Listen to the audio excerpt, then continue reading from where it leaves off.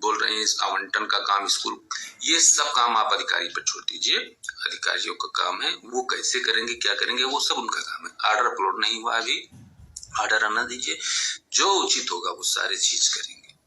तो आप लोग एक बात जान लीजिए, इस भर्ती को ये सरकार न चाहती तो न्यायालय का आदेश आया था, अभी 3 महीने था, 3 महीने तक तो टाल ही सकते थे, लेकिन नहीं। हम बहुत धन्यवाद कहते हैं विभाग के अधिकारियों का, बहुत बहुत धन्यवाद कि 5 साल के संघर्ष को 5 दिन में निपटा दिया। ठीक है, तो ये चीजें हमेशा आप लोग धन्यवाद कहिए, ये मत सोचना कभी, क्योंकि न्यायालय में मैटर फंसा था तो अधिकारियों पे आरोप आप नहीं लगा सकते। न्यायालय से आया और 3 महीने भी नहीं हुआ उससे पहले भर्ती पूरी हो गई और हमारे सब साथी 85-80% लोगों को नौकरी मिल गई। ठीक है, तो आप आवंटन का क्या है क्या नहीं है, आपकी नियुक्ति हो चुकी है, आपकी नौकरी पक्की हो गई है, आप लोग किसी भी तरह परेशान हो।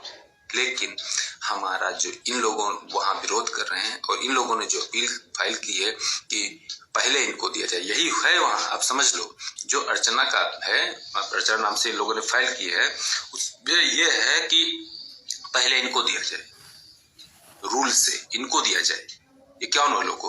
और हमारा जो उमेश चंद का जो नाम से पेंडिंग है वो ये है कि 0 को पार्टिसिपेट करने का मौका दिया जाए।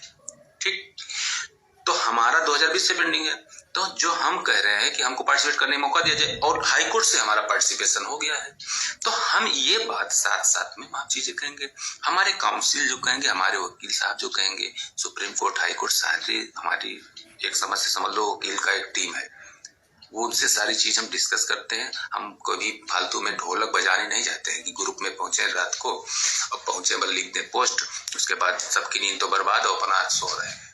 ये काम हमारा नहीं, कभी हम रात को पोस्ट नहीं करते। बहुत देखते हैं जब लोग बैठा तभी करते, नहीं तो नहीं करते।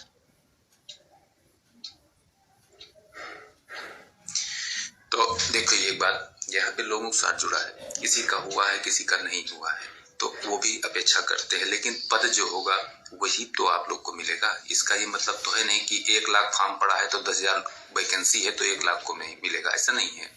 सच्चाई को हमेशा स्वीकार करना सीखिए, पद होगा तो हो चुका।